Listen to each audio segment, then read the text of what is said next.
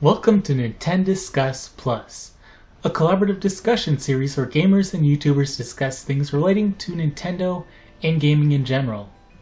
Today, I have NintenDopeman with me, and we are discussing the most memorable or impactful games for us. But first, I think it would be a good idea to just state what game you've been playing recently.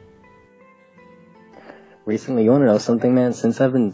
Since I started this channel, I've been working on more videos than games I've been playing. In fact, the only games I've been playing are for the videos I've been making. So... Yeah, I know what that's like. You know, right? So, like, the last game I played just for fun, just for playing, it might have been Odyssey, honestly. Yeah, that's the thing about being a YouTuber. I mean, like, I don't have any regrets. I don't have any regrets. It's, like, been creatively fulfilling. It's fun, and, like, I still get to play games for it. You know, I have to, but, yeah, like, the last time I played a game just for fun, like, I think it was Odyssey. And that was a year ago. Yeah, wow. I didn't realize it had gotten that far since Odyssey came out. Actually, you know what? That's wrong. Hollow Knight. I've been playing that. I've heard about that one. I want to get it eventually, but there's just so many games this summer. It's been crazy. Oh, I'm still recovering from last year. Yeah. Right? Last year was insane. But yeah, this year's good too. But Hollow Knight is definitely worth it. Like, if you like Super Metroid and Dark Souls, it's like those two games combined with like this Tim Burton aesthetic to it. It's really sweet. Yeah, I love Metroidvanias. Oh yeah, definitely. The game I've been playing recently, well, I've been playing Okami, but then... I love Okami so much. Yeah, it's really good. Have you ever played it before?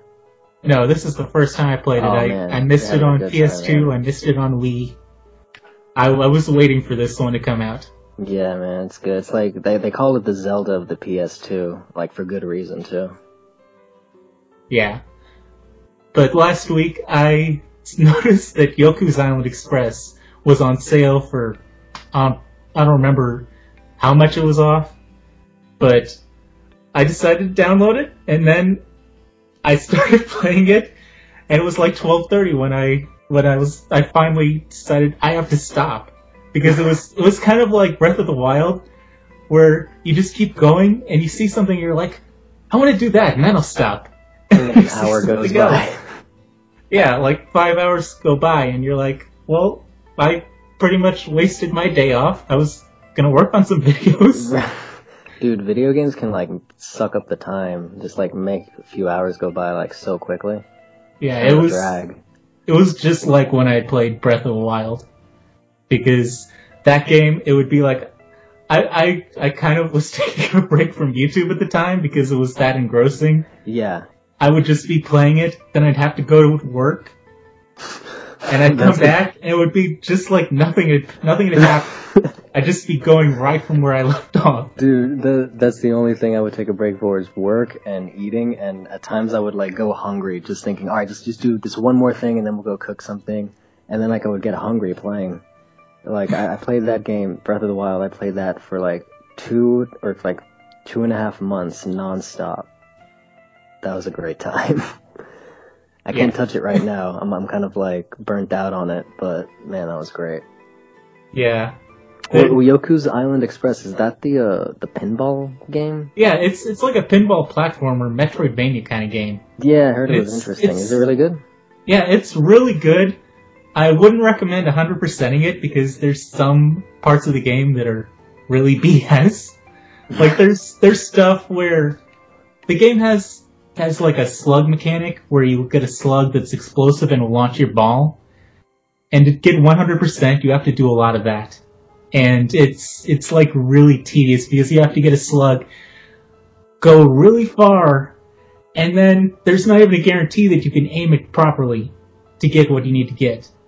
So, if you go through just for like the story and like the main side quests, it's gonna be great. If you try to get 100%, you're not gonna have a good time.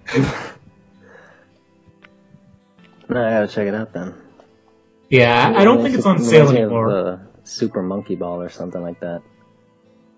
Yeah, I'm surprised how well a platformer works as a pinball game. I'm kind of thinking that there might be something to it, just in like freshening the genre up, because like Owlboy, that was a really good game too. Which one? Owlboy. Oh yeah, I didn't play that one. Is that good too? Yeah, I liked it. It's kind of something that I can see certain personalities liking better. Yeah. Because it's the kind of game where you die frequently, but you learn from every death. I guess that's kind of like Dark Souls. You know, games that make you die frequently I'm cool with, as long as they, like, regenerate you, like, a couple seconds before you died. Like, if you keep sending you back to the save spot, then that just gets frustrating. Yeah, Owlboy's pretty good about having frequent checkpoints. Alright, that's cool. I looked at that one, though, and I'm like, this isn't a day one buy for me. This is like a wait for a sale buy for me. Yeah, I think I waited for a sale on that one. Right on. There's a lot of games that's just like, I don't have time, so I'm gonna wait for a sale on it. Hollow Knight is one of those. Honestly, like, my opinion, Hollow Knight is definitely worth the full price. If anything, just to support the developers, because the game is that good. But yeah, for me, it's not necessarily the price, it's just, I have so many other games, and it's like, I'm going to play this one first, dude, and then everything else I'm going to pick up later. No, I understand. I feel like my backlog is bigger than the list of games that I have played. Yeah, pretty much this year, at least. Yeah, definitely. Anyway, let's not let this take over this entire discussion. Yeah, I forgot to...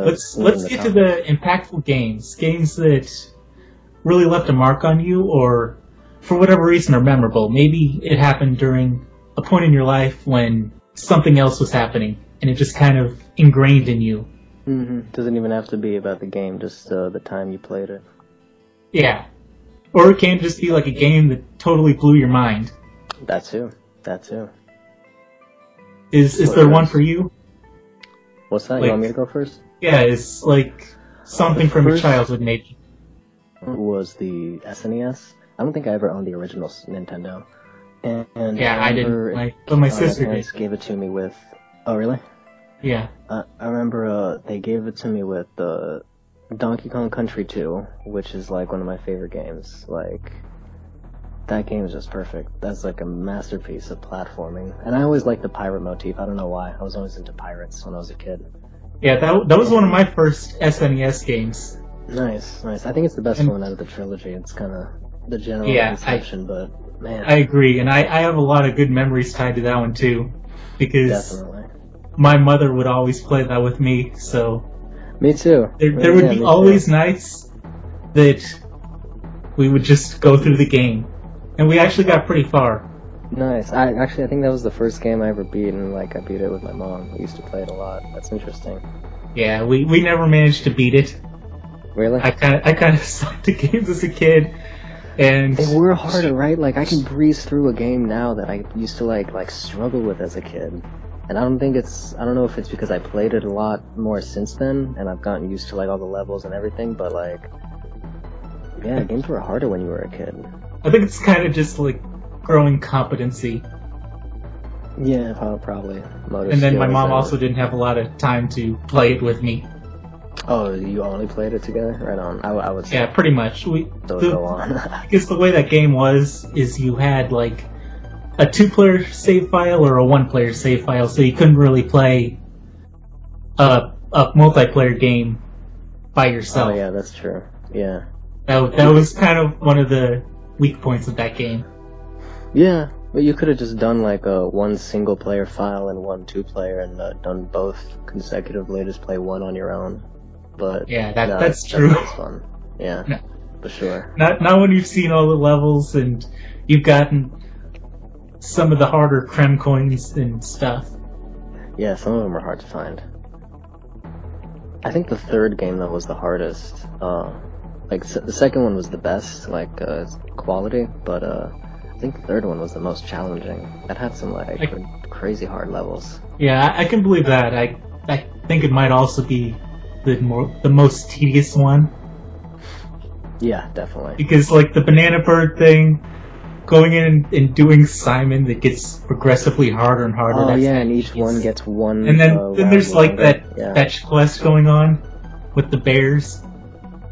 Yeah, the whole trading quest. Yeah, those. And then you have to get all of the hero coins, all of the DK coins, to get all of the banana birds. So it's just like it's almost like Donkey Kong 64 kind of tedium, which I do like Donkey Kong 64, but it's a kind of tedious game.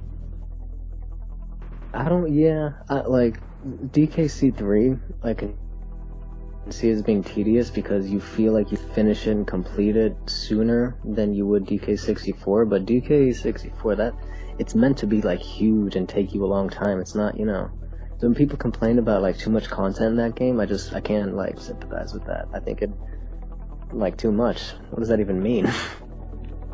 Yeah. And if some of it was boring, then I would say, alright. And like, that game has its flaws. Like, some of the mini games, and like, all the weirdly placed bananas. Like, you go to like... and just the fact that you have to go through the levels 5 times, kind of. No, see, that was actually one of the parts I like, because I like backtracking. It's one of the reasons I like Metroid games. So you get to like you have to save all the Kongs, and then you have to go to the levels that you missed with them, and like go re-explore them. So that's sweet. And then like it opens up the subsequent levels and makes them all bigger. Yeah, I didn't have too much of a problem with it, but there were points where it would just be like, there were a few levels where you would just like go, and there would be like just a few things, and it felt kind of annoying in those instances, but not necessarily in some of the other instances where it was like a main drag that you had to go through multiple times. No, totally. Some of the levels that I didn't like as much as the others, I guess they would feel annoying once I'm like, God, I just want to finish this forest level already so I can get to the castle level or whatever. Yeah, and Donkey Kong 64, it's actually one of the most memorable, impactful games for me. Kind of up there with Banjo-Tooie. Really, I never got into the Banjo games. Like, I played the first one, and I never beat it. And people always said it was like DK64 but better. That DK64 was like a kind of a half-assed Banjo with a DK skin. Maybe it's because I prefer Donkey Kong, and that I like DK64, but I don't know, like, and I never played 2, and I heard that one was, like, it perfected every problem with the first Banjo game. Kind of. That's the one you said?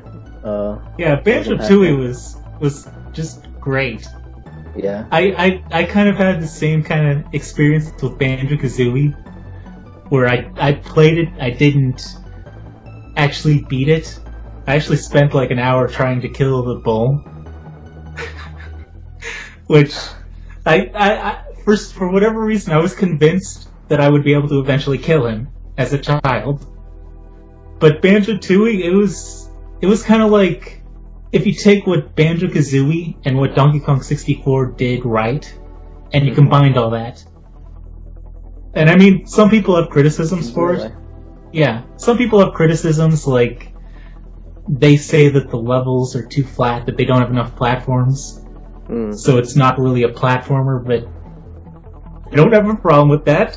I like adventure games. Yeah, I like going around and collecting things. Don't have to jump to do it all the time. No. Right. I mean, if you look at Mario Odyssey, there's plenty of levels that are pretty darn flat. That sand level, the desert one, super flat. Yeah, and then like New Donk City, it's basically just like flat, and then you have higher tiers of flatness. Yeah, kinda. I don't know, that one, I did a lot of jumping in New Donk City. I remember that vividly. Yeah. A lot of jumping. But do you think Banjo-Tooie still holds up? Yeah, definitely. Yeah? Are there any, like, flaws you could see today that kind of went over your head as a kid because it was so magical? That's a hard one. I'm sure there's a lot of smaller flaws. I guess one would be that some of the elements were kind of unnecessary, like they brought back shock jump pads, but the whole shock pad thing kind of didn't need to exist. Yeah. Because when you're playing Banjo-Tooie and you're starting with all of those moves, it's basically just a button gate. It would be better to just like have some way of changing the shock jump into something you can use anywhere, rather than just having there be a pad that you can jump on. And then a lot of the moves introduced in Banjo-Tooie also kind of, they made the shock jump obsolete. I never played it, so it's on my list. So some of these... Yeah, I would recommend it if you have a working N64 or an Xbox. I have an N64. I don't know if it's working. I haven't plugged it in a long time. And for some reason I have 2 copies of DK64. I didn't even know I had that. But... I'll probably just get a ROM. I don't really... I don't have an Xbox, so I can't get Rare Replay. I prefer PlayStation. Yeah, Nintendo can't take down Banjo-Kazooie or Tooie ROMs, can they? That's out of their jurisdiction. Well, I think they're taking down the sites that are distributing ROMs, so they can't indirectly. No, they're not taking down all of them. Like MU Paradise, they like complied, and they just took down all their Nintendo games, but they're still up, and they still give ROMs to like PlayStation ROMs and old PC ROMs and all kinds of stuff. So I think, and they have like Nintendo console ROMs, but no Nintendo like first party games. So I think Banjo-Tooie is safe. I actually might go download it when we're done here, just before they take the site down, in case they do. Yeah, that's probably a good plan. Yeah. Not that I'm endorsing piracy, but I mean it's an old enough game. It's not really. That's the thing. Like at some point, a game becomes old enough that like it's just about preservation, and like there's so many games that the only way you can like experience all of them is like through pirating them. Not most games that have been made aren't available for like a legal channel, you know? Yeah, and there's a lot of instances where games aren't being sold. Like I would pay for Banjo-Tooie. If they like released it on the Switch or like the PlayStation, I would buy it right now. But I'm Xbox. I'm sure Microsoft would love that. That's what I'm saying. I'm not buying an Xbox, but like I prefer like not to own games. I like owning stuff. Call it materialistic. I even like the physical edition still. But like the only reason I pirate games is when you can't get a hold of the actual copy, and at that point it's just about I think we talked about this before. It's just about like people doing what they want, and in this case, preservation. Most impactful games, Banjo-Tooie. What's the next one? Well, actually, the first game that really had an impact on me was Mega Man 6. Oh, really? Which, it was actually the first game that I ever owned personally. Oh, right on. Because I don't remember what store it was in, but my parents were like, we'll get you a game. And there was like this big bargain bin. And there were all of these NES games in it. And I dug through it. It felt like I probably was there for hours. And they did come back and keep asking me if I had found the game, so maybe it was hours. I was really torn between Dr. Mario and Mega Man 6. Because I knew who Mario was. Yeah. And it was like, a Mario game I've not played. And then it was like, but this game has a robot. And I looked on the back of the cover and I was, for a while, leaning toward Dr. Mario because I saw the Mega Man X Fortress screenshot on the back of the game box. And for whatever reason, I thought that was a level and that kind of turned me off. But ultimately I was like, robots are too cool. And Mega Man 6 is actually a really good game. Really? Yeah, for a while I kind of was thinking maybe like Mega Man 2 and 3 were the best Mega Man games. But going back and playing the Legacy Collection, Mega Man 6 is the best. I really enjoyed it as a kid. I had a hard time beating anything, but it's still fun. Like looking at the entire series today, Mega Man 2 and 3, all of the Mega Man games pretty much are good. I mean, the first one's rough, but that's kind of understandable. But then 6 is just like so polished.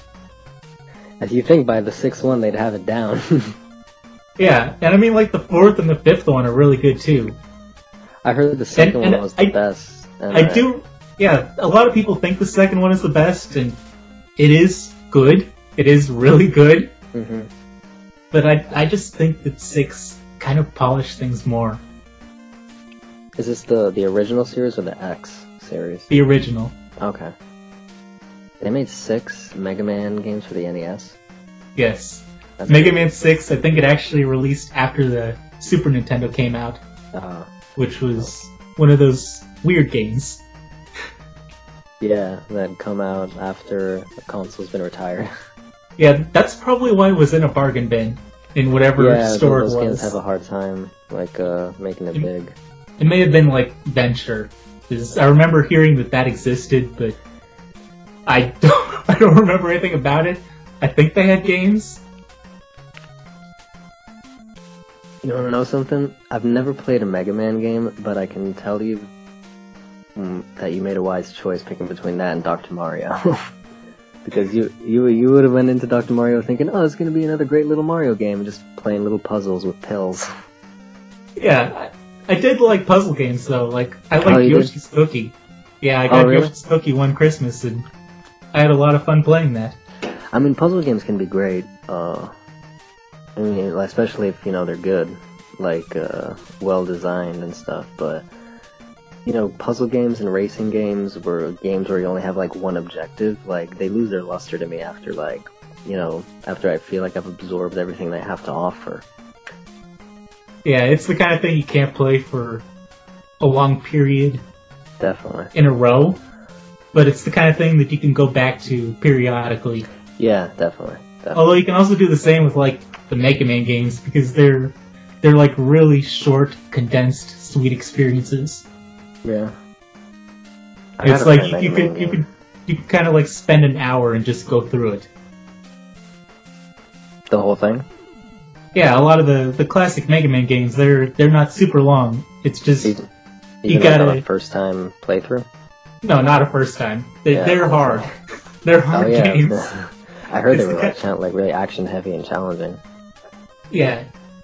That's why as a kid I had a lot of trouble beating the bosses. Oh yeah, I can imagine. But I have a hard time on the Smash stage of Mega Man with that one yellow guy that keeps going back and forth. I have a hard time just on that alone. Yeah, that's one of the infamously hard Mega Man bosses. I can tell. I have Mega Man 2 on my 3DS, but I haven't even touched it yet. But I gotta play Mega Man game one of these days. And in Smash Brothers, I think that the Yellow Devil is actually significantly easier than in the game. Because in the game, it's just I think you get one hit in between him doing the whole going across the screen, and it's a really drawn out thing. Man. Yeah, that probably gets frustrating. Yeah, it's probably the worst boss in the classic Mega Man games. Which one does he appear in? I think he appears in the first and the third one. Oh, okay. And then there's other devil variations in some of the others. I think differently colored devils. Yeah, I think there's a devil in the 7th one. Or it might be just Mega Man and base. Wait, so there's 7 Mega Man games before the X series? I think 7 came out kind of alongside X. Oh. It was a Super Nintendo game too. Oh, okay. Interesting. Alright. Mega Man. Yeah, well, I think I've covered a lot of my games. What about some of your others? After I was gonna mention alongside DKC2 was Super Mario AllStars was the other big game that I had on my SNES that I like poured like half my childhood into. I had the one that came with Super Mario World also, so it was like all 4 NES games plus World, which was sweet. And you know how have you played AllStars? Yeah, it was also one of my first Super Nintendo games. Nice. Well, actually, I think it was my sister's game. Oh. I think she bought it, but I played it a lot. Of course. I thought for the longest time I thought that's how those games looked because I didn't have an NES, and then like just a few years ago, like maybe like 4 years ago maybe, I got some of the old NES games on my 3DS, like Mario 3 and Mario 2, and the graphics are like 8-bit, and like I never really made the connection, because I expected them to look like they did on AllStars with the 16-bit artwork, and now I can't even go back to the NES games, because they just look so bad to me, because I grew up with the 16-bit versions. And they never re-release AllStars. I think they did one time for the Wii, but I never owned a Wii, or a DS. And like, I'm stuck with these like inferior versions of the original Mario platformers. Yeah, that's pretty much me, because the only NES Mario that I ever played was the original one. As far as I'm concerned, Mario 3, it's the Super Nintendo version. Definitely. Even Mario 2. Even actually Mario 1, it looks a little bit better. Yeah, it looks a lot better for Mario 1. Yeah. And I understand why they aren't re-releasing that version, because it's a compilation. They want to make you buy separately, but I would pay. I mean, they usually charge like $5 for each of those games. I would pay $20 for the whole thing because I want those better graphics. I don't know why they don't at least give you that option. I'd pay $20 for it. I mean, hypothetically, they could just like take the individual games and sell them separately. They could do that too. That would probably be the best option, actually. I'm sure there's people out there, though, that they prefer the NES games because, like, that's what they grew up with. You know, they're a little older than us. And, they probably... Because, like, I prefer Pokemon Crystal over, Heart Gold or Soul Silver. Like, it's just, like, a part of me that I just feel it's more fun for me when I play those than the remakes. So I can get where those hypothetical people I just made up are coming from. I'm sure they exist. Yeah, I can understand that. But AllStars, that was great. After SNES, I don't think there's many N64 games that made a big impact on me, because really I was just I didn't even get into Zelda until I was like 16. I wasn't really into Zelda when I was a kid. So for N64, it was really just the same feelings I had with SNES games, but in 3D. But then, the GameCube came out, and there were lots of games for that, but I remember one time I went to my friend's house, and he had a Sonic the Hedgehog game. And I was like, "You're playing this on a GameCube? How are you doing this?" And he was like, that's when I found out, like, Sega tanked, and they started releasing Nintendo games on Nintendo systems, and just became third party. So, I really dug that game, and I went out and bought it immediately. It was Sonic Adventure 2. And that game, it was fun. It was great. In fact, I actually played it recently for my Sonic video. I bought it on the PS3 store. And I think the GameCube controller is really fit for 3D Sonic games. Because, you know how they have, like, the analog stick has these nudges? It's not like a perfect circle. Like, the little crease that it's in, it has these, like, nudges. It's like an octagon? An octagon or something. I'm not making... Yeah, kind of. I think it has 8 corners. And you can, like, make precise, like, directions instead of, like, being able to, like, freely go in a circle. And it made, like, Sonic, like, way easier to control in 3D. I wish I kind of mentioned that in my video. But I thought that was interesting. But yeah, the GameCube controller is great. I still use it. I still have, like, both of mine, man, they're great. But, this thing about Sonic Adventure 2, I played it recently, looked back on it, it's great, it's still got cool level designs. It's, as far as 3D Sonic goes, it's the best it's ever been, in my opinion. But that game changed my life. Not because of the actual game, the soundtrack fucking changed my life, dude. Like, I was always into music. I remember, like, you know, like, sometimes putting on the Sticker Brush Symphony level in Donkey Kong Country 2 and just, like, not even playing, just listening to the music because I loved it. But, like, I never thought of music outside of video games before that. Until I got Sonic Adventure 2, I heard that those, like, so many of the levels had these rock songs. And I never heard anything like that before. So I was like, I remember, like, I was playing the forest level, the one with Sonic where he's, like, escaping the island before it blows up. And it had this, like, this punk song, like, really, like cushy distortions and, like, this fast beat. And I was like, my mom was vacuuming the room and I was like, what instrument is that? And she was like, electric guitar. And I was like, I gotta learn to do that.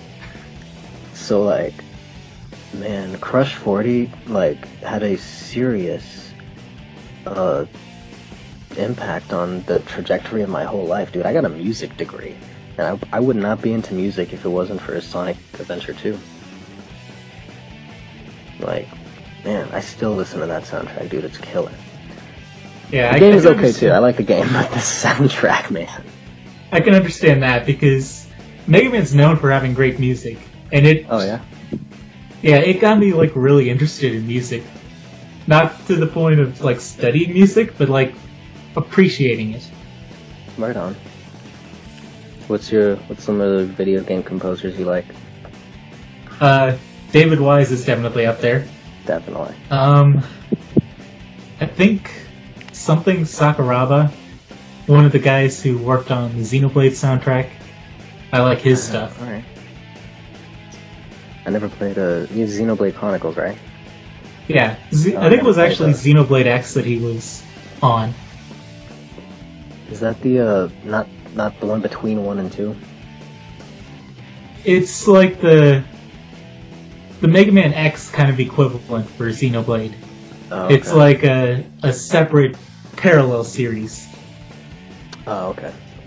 It's more focused on like an open world, really like world building, more so than like a more linear narrative. Right on.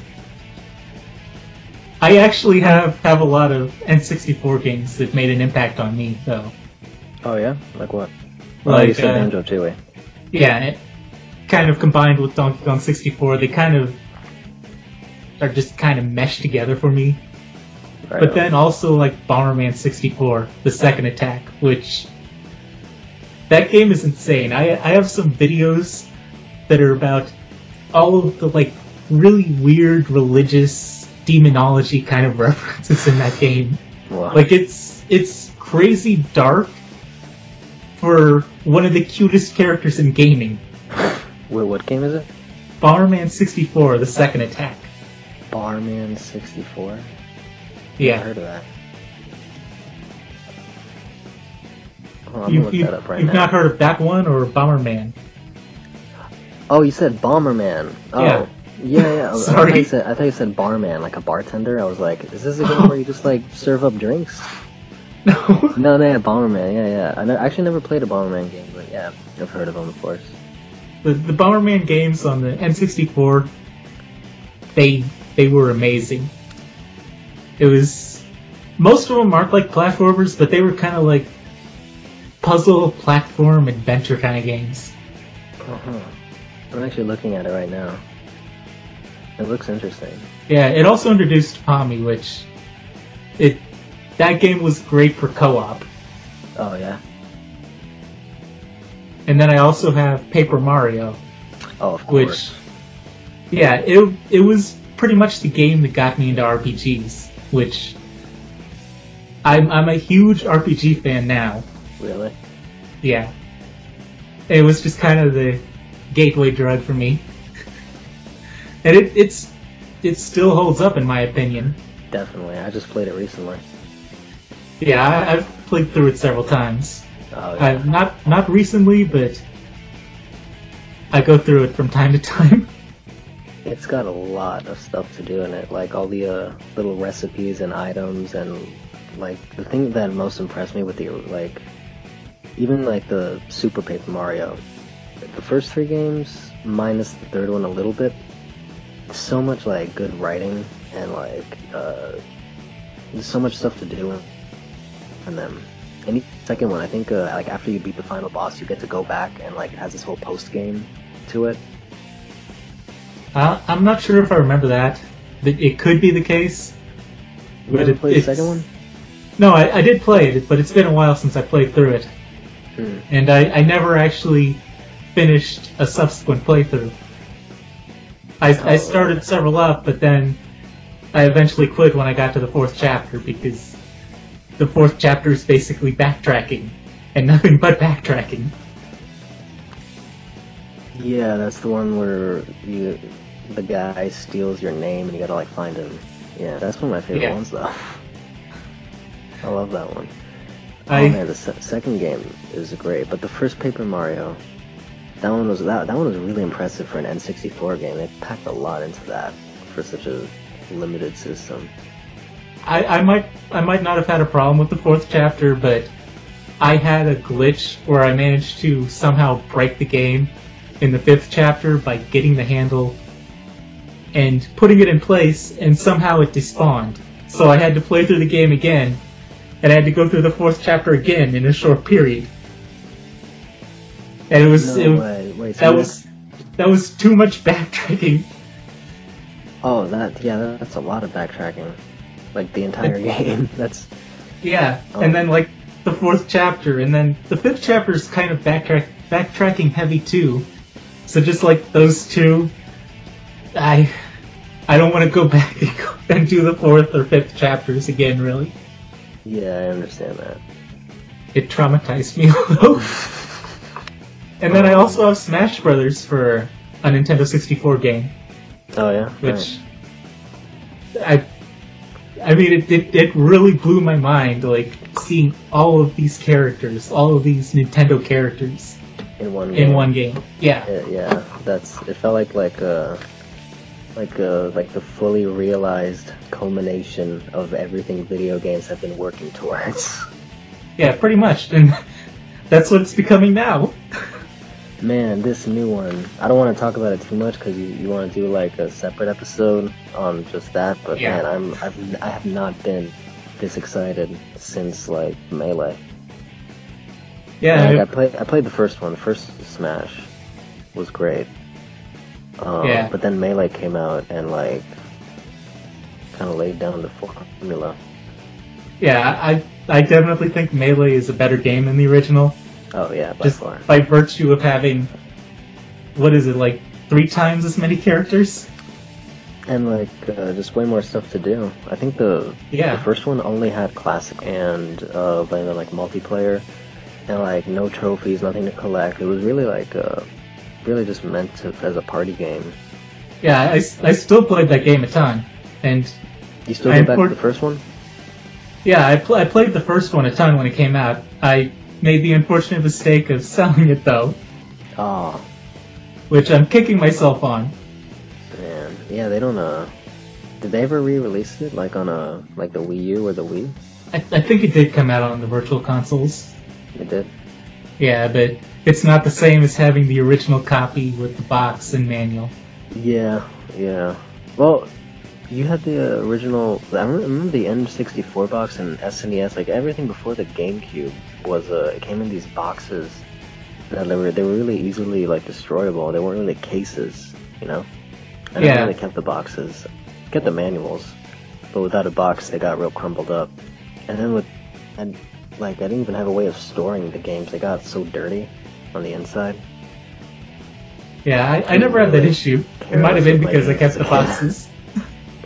I didn't want to destroy the boxes though. I destroyed some because I was a kid, but I also have plenty that are still in really good condition. You still have some? Yeah, I still have a lot. There's still quite a bit more to this discussion, so for the sake of editing and uploading, come back tomorrow for the second half. In the meantime, check out NintenDopeman's videos. He's one of the best YouTubers you aren't watching. You can also pass the time by letting us know what games left an impact on you.